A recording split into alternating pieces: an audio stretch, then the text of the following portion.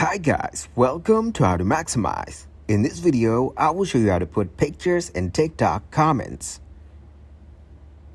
First, open the TikTok app. Here, open the video on which you want to comment. Go to the comment section. Now tap on this record icon from the bottom left corner. Here, tap on Upload.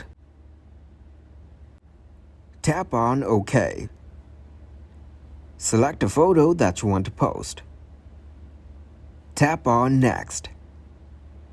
Set the privacy on everyone so people can see your comment. Once you're done, tap on Post. Once it is uploaded, you can see it on your profile. Well, that's how you can put pictures in TikTok comments. Thanks for watching, and please leave a like, subscribe, and share.